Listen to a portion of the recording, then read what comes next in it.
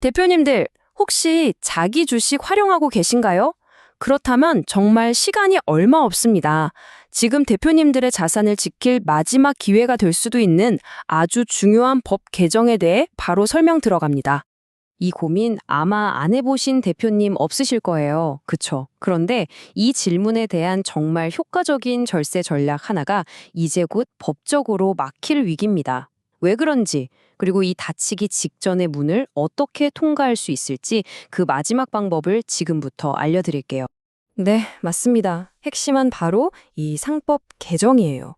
특히 자기 주식 관련 조항에 정말 어마어마한 변화가 예고됐거든요. 이건 뭐 수많은 비상장 회사 대표님들의 자금 계획을 그냥 통째로 흔들 수 있는 그런 내용입니다. 이 처리 속도 좀 보세요. 정말 빠릅니다. 1월 초에 법안이 발의됐는데 벌써 위원회 논의를 거쳐서 곧바로 본회의 표결을 앞두고 있어요. 이게 무슨 뜻이겠어요? 정말 망설일 시간이 없다는 겁니다. 말 그대로입니다.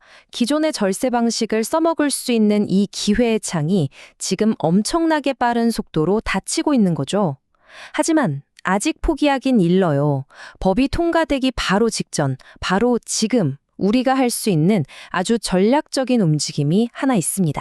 자, 그럼 도대체 이 새로운 법, 어떤 부분이 문제일까요? 왜 이게 대표님들한테 세금 폭탄이 될 수 있다는 건지 그 핵심을 지금부터 하나씩 짚어보겠습니다. 지금까지 많은 대표님들이 이 자기 주식 전략을 써 오셨죠. 뭐냐면 대표님이 가진 주식을 다시 회사에 파는 거예요. 그리고 그 돈을 받아오는 거죠. 이때 세금이 비교적 낮은 양도소득세로 처리되니까 이게 아주 유용한 합법적 절세 수단이었단 말입니다. 그런데 이 새로운 법이 이 전략의 판을 그냥 완전히 뒤엎어버리는 겁니다. 핵심 키워드는 바로 의무소각이에요. 이제 회사가 사들인 자기 주식은 예외 없이 무조건 소각해야 한다. 즉 없애버려야 한다는 거죠.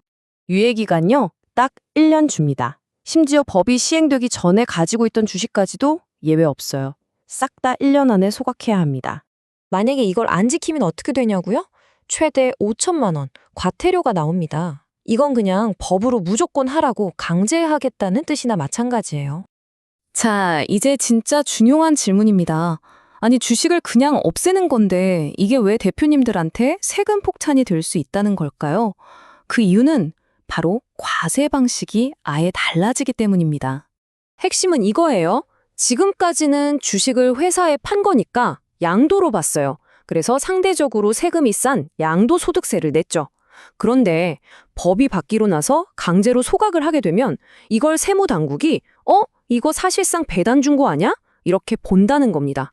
그래서 훨씬 세율이 높은 의제 배당으로 세금을 매길 수가 있게 되는 거죠. 숫자로 비교해보면 확 와닿으실 거예요. 양도소득세는 많아봤자 27.5% 정도인데 의제 배당은요, 대표님 다른 소득이랑 합쳐져서 최고 49.5%까지 뛸 수 있어요. 거의 2배죠. 세금 이름 하나 바뀌는 순간 대표님이 내야 할 돈의 액수가 그냥 완전히 달라져 버리는 겁니다. 자, 상황이 이렇습니다. 그럼 이 불확실한 상황에서 우린 뭘 해야 할까요? 그냥 손 놓고 있어야 할까요? 아니죠. 다행히도 법이 통과되기 전 바로 지금 우리에게 주어진 마지막 기회가 있습니다. 이 전략의 성공 여부는 딱 한 가지에 달려 있습니다. 바로 대금 지급일. 다시 말해서 언제 회사 돈이 대표님 통장으로 들어갔는가 하는 바로 그 날짜요. 법이 통과되기 전에 행동하는 것. 이게 모든 것의 열쇠입니다. 자, 여기서 오늘 이야기의 가장 핵심적인 조언, 어쩌면 좀 파격적으로 들릴 수도 있는 조언을 드릴게요. 그건 바로 복잡한 서류 절차는 나중에 생각하고 일단 돈부터 빼라는 겁니다. 이게 핵심이에요. 지금 뭐 서류를 완벽하게 꾸미고 절차를 다 끝내고 이걸 고민할 때가 아니라는 겁니다. 일단 중요한 건 법이 개정되기 전에 회사 돈이 대표한테 지급됐다는 이 사실 자체를 만들어두는 거예요. 이게 무엇보다 중요합니다. 그럼 구체적으로 어떻게 하냐? 계획은 이렇습니다. 첫째, 얼마를 뺄지 대략적으로 정하세요. 둘째, 지금 당장 대표님 개인 계좌로 그 돈을 이체합니다. 셋째, 법이 최종적으로 어떻게 통과되는지 지켜보는 거죠. 그리고 마지막으로 그 결과에 맞춰서 우리한테 가장 유리한 쪽으로 서류 작업을 나중에 마무리하면 되는 겁니다. 아니, 근데 이게 어떻게 가능하냐고요? 서류도 없이? 라고 생각하실 수 있죠. 이게 가능한 이유는 대표님이 운영하시는 회사가 비상장 회사이기 때문입니다. 상장사랑은 달라요. 비상장 회사는 자기 주식 살 때 뭐 신문에 공고하고 등기하고 이런 복잡한 절차가 아예 필요 없거든요. 그냥 주주 전원이 오케이 하면 끝입니다. 그러니까 서류는 나중에 날짜만 맞춰서 보완하면 그만인 거죠. 그래서 이 전략이 먹히는 겁니다. 자, 그럼 이렇게 일단 돈부터 빼놓으면 어떤 시나리오가 펼쳐질까요? 이 선제적인 행동 하나가 어떻게 대표님을 가장 유리한 고지에 올려놓게 되는지 한번 보시죠. 시나리오는 크게 두 가지입니다. 먼저 베스트 시나리오. 법이 개정되긴 했는데 운 좋게 비상장 회사는 예외로 쳐주거나 세금 특례가 생기는 거예요. 그럼 우린 그때 서류를 딱 맞춰서 낮은 양도소득세 혜택을 마지막으로 누리면 됩니다. 자, 그럼 최악의 시나리오는 우려했던 대로 법안이 그대로 통과되는 거죠. 괜찮습니다.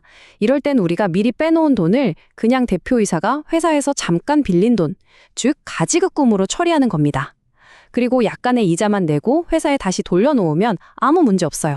결국 이 전략은 무조건 성공한다, 이런 마법 같은 게 아니에요. 그보다는 법 개정이라는 불확실한 안개가 싹 걷혔을 때 대표님이 가장 유리한 길을 선택할 수 있는 선택권을 미리 확보해 두는 겁니다. 일종의 보험이자 현명한 대응책인 셈이죠. 자, 법 개정은 이제 정말 코앞입니다. 기회의 창은 거의 닫혔다고 봐야죠. 이 마지막 남은 틈을 비집고 들어가서 미래의 선택권을 확보하실 건가요? 아니면 그냥 이 변화의 흐름에 모든 걸 맡기시겠습니까? 이제 선택은 대표님의 몫입니다.